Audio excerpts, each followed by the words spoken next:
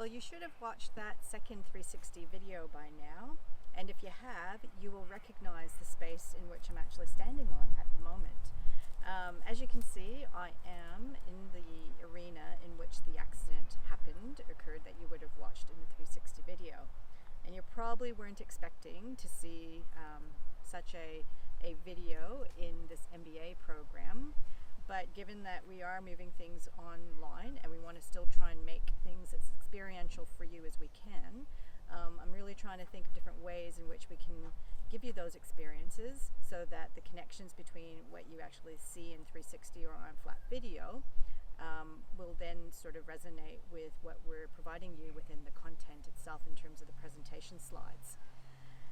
So how do we make these connections between what you saw in that video and then basically the three things that we're covering off in these three modules?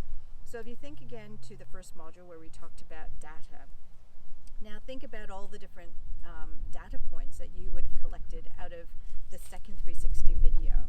So think about, the horse. And again, thinking about the definition of data is in terms of hardcore facts. So things that you can measure or statistical measurements. So if I go back and rethink about the video, I know that I saw a horse, and I saw a horse being led around by a male. The horse was black and white. The horse was walking around an arena and it seemed to be going okay. Something happened, and I'm not sure if you would have seen in the video or anything, but essentially if you were able to pan around, you would have maybe noticed over to that side there is actually a couple of horses that sort of wander around in there, which are our neighbors' horses, and sometimes in the dark it may cast shadows. So we think what may have happened is that perhaps this young horse had caught sight of the horses over there, and it spooked. Now then you would have seen everything happen very quickly. You saw the horse run away, you saw the man trying to hold back the horse, and then basically there was no control. That horse is a very strong horse, being a draft horse, and basically you would have seen the rope break, which is probably a good thing because he really was trying to hang on for specific reasons. And again, if you're thinking about the data points on that video, think about, how that video was made. So you would have probably seen me. I had a headset on. I was standing in the middle of the arena and the horse was coming towards me. But the other thing, which again, depending on whether or not you were able to pan around and grab sight of it in the video itself, if I'm pointing down to that far end corner of the arena, and you can't actually see it at the moment, but I'll pan it around and you can see. But essentially there's a gate down at the end where we've got a long laneway here, and that gate was open, which opens up to the back of the property, which would have been a bit more of a risk or challenge should that horse have actually run through the gate towards the back. So there were a few things going through that man, and I keep calling that man's actually my husband, and so there was a few things going through his mind when he was still trying to hold on to that rope. Then you would have seen the rope break, so again another data point, that's a fact. You would have seen myself trying to calm down the horse. You would have seen my husband still lying on the ground throughout that whole time, and then basically me trying to calm down the horse and tying the broken part back onto it so I could actually take the horse back into the yard, and then basically tend to my husband. Now, long story short, husband was perfectly fine, few bruises and bumps, and he was sore for a few days, but thank goodness he was okay, and bounced back pretty quickly in terms of just that particular scenario. So insights. So what can we gather from all those data points in terms of the insights? Well, if you think about all those data points that I just sort of drawn out to you and some of the insights, I guess, if you were to ask more questions and maybe gather some more information, because it is hard to gather from the video itself, but you may want to understand, well, what is the age of the horse? Was he new to the property? Is he, new to doing that type of training? So answer to all those three questions is young horse at that time when he was being led around. So basically, he was 12 months of age, no more than that. So fairly new to the property. He'd only sort of been here maybe 2 to 3 months at that stage. And so still working through the processes of actually breaking him in and stuff. So if we gathered all those data points and then understand, well, the insights then is that, the training, he still would have been spooked. And then also recognizing that the gate wasn't closed down at the end of the arena. So insights there is that, should the gate have been closed? Should Chris have actually let go earlier? And again, understanding data points in terms of, well, would he normally get trained? So in terms of how I was training him, anytime he would pull away from me, I would actually tend to loosen my grip. So insights there is that Chris probably didn't actually know that, and I failed to actually remind him of that. The other interesting data point as well, again, if I don't know, go back to the video and actually watch if Chris was actually wearing gloves when he was handling the horse. And unfortunately he wasn't, so he did get some very bad rope burns. So another insight there would be around, should you be wearing gloves when you're handling a young horse? So that's how we then sort of connect the data into turning that into insights. The third part then is how do we actually turn those insights into actions? Now I'm actually going to talk about some very tactical actions here that we've taken away from that particular experience. When we go back into the classroom, I'll call it the virtual classroom, I'll actually go through the last 2 slides where we're going to talk through some strategies around turning data or insights into actions, and also just reiterating the fact again about how to actually gain a culture that actually has the adoption of data, insights, and actions. So actions, basically, there's probably 3 things we took out of there. Always remember to wear gloves when you're handling a young horse. We must, and normally we're really pretty good about closing that gate when we're working horses. I don't know, for whatever reason we just didn't do it that day. So we need to always remember to close that gate. That goes back to the back of the property. And then the third one is just about making sure that we're both aligned in terms of the training methods that we use for our horses and stuff like that too. So those are the 3 things that you can sort of take away from this, from that particular 360 video. I'm sure there's lots of others, but be interested to sort of, hear your thoughts in the discussion forum as well. Happy to answer any questions, or even just to get your feedback around how this online content has come together for you, just so that we can know how to tweak things moving forward and stuff too. All right, so back in the classroom, and we'll see you soon.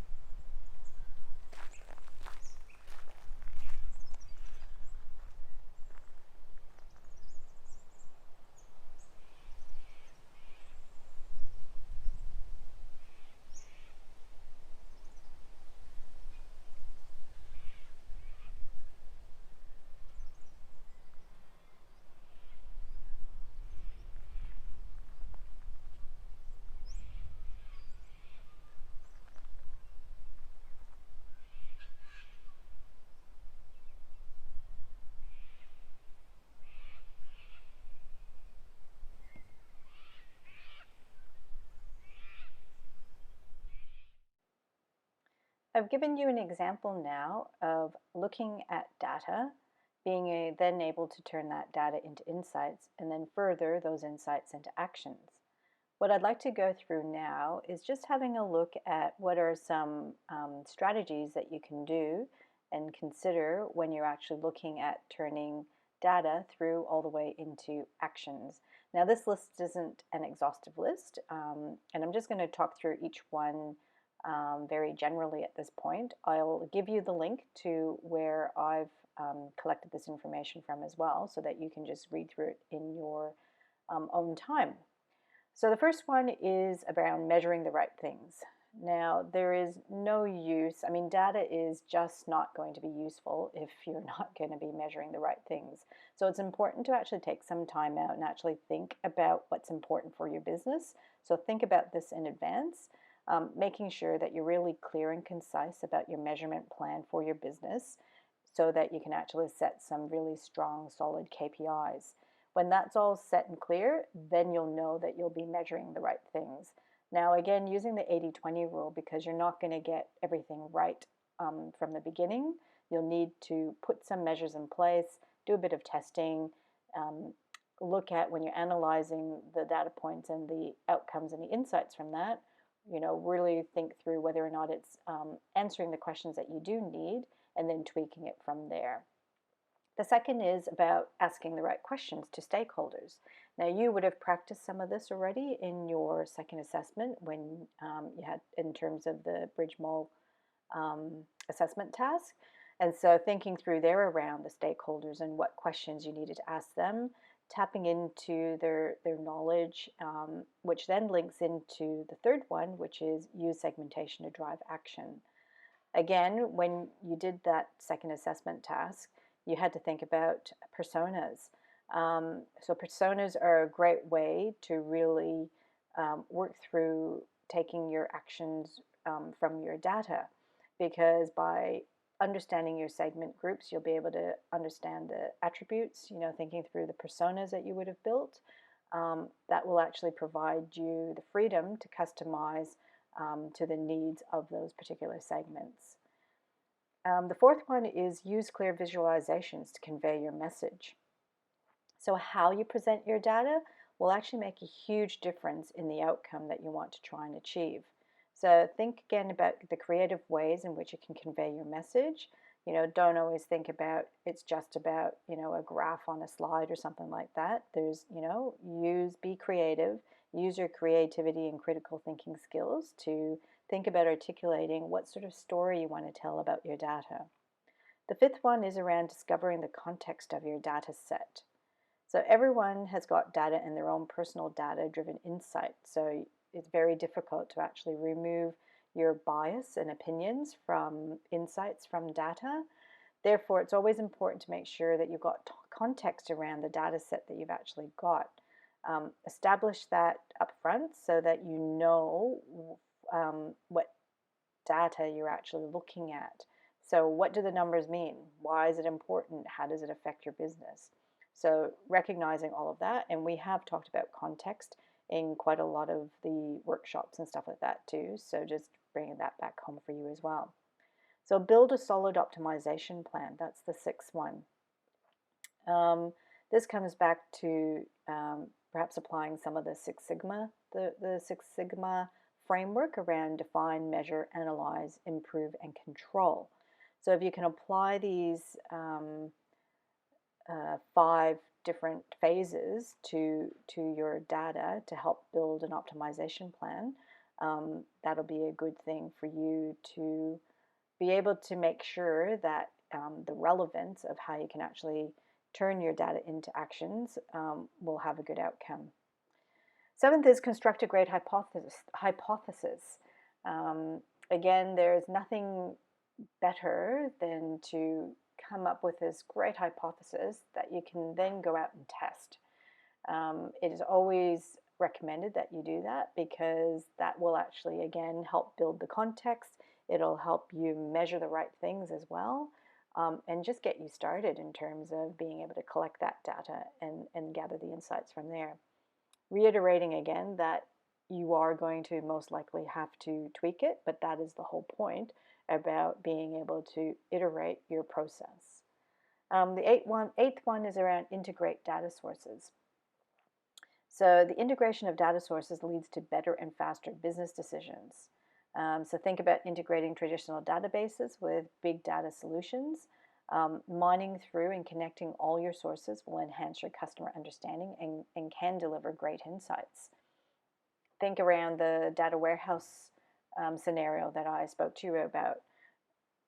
It's really important that you don't rely on one data source, so you need to be able to understand how a range of different data sources will come together to give you the greatest insights that you can actually gather. The ninth one is then about breaking down those organization silos. I guess the whole thing around data insights and then actions is not going to be successful if you haven't actually got that right org structure to deliver on that. So you need to put in place the culture, make sure then that you've got the foundations around a healthy organization to be able to actually deliver the actions from those insights. And the last but not least, don't forget about the people. So, we have plenty of tools that can collect data, but it's the people who really truly understand the business that can actually build the insights. So if you haven't actually got the capability within your organization to deliver on this, make sure you spend some time to hire the right people who can find that the usefulness of the data, be able to translate it, and tell the stories and the knowledge and the insights.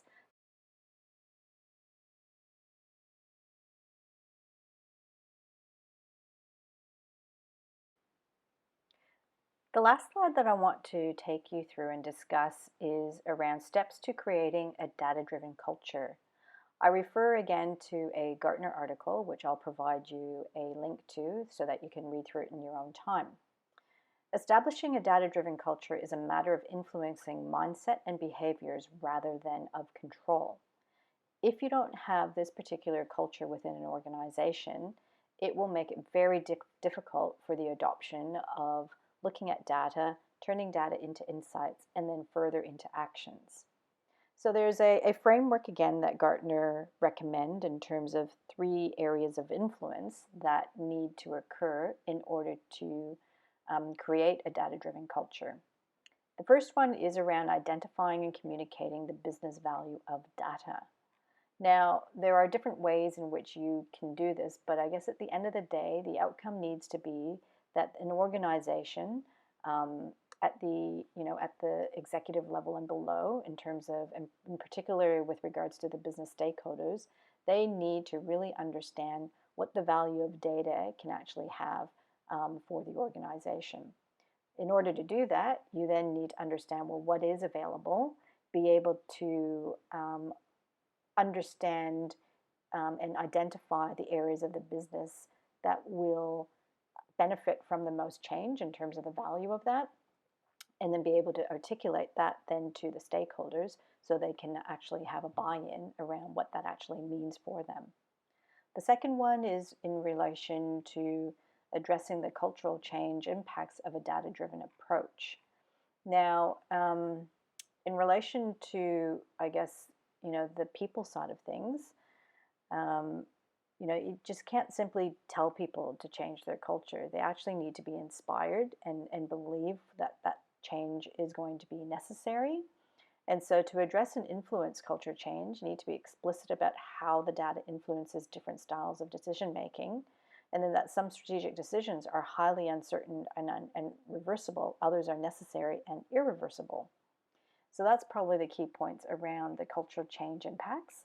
The last one is in relation to managing the ethical implications of data and analytics. Now, there needs to be a code of conduct that needs to be established that defines ethical guidelines for the use of data and analytics. You need to have a really good balance between the opportunities and limitations, between the benefits of data and also the analytics and the ethical and privacy risks that they pose. So given the data and privacy laws that we've got in Australia, this third area really does require some good thinking around, just to make sure then that you don't have any breaches in relation to the data that you collect and also how that data is used. So in summary, those are the 3 things in terms of moving towards creating a data-driven culture. And then this actually concludes then the online content from that 3rd workshop. Hopefully you've enjoyed some of the video and the discussions that I've provided you with in terms of the videos. Again, please feel free to provide any feedback in terms of how we can make this much more engaging for you as we move forward with some of the other additional online content for the courses coming up.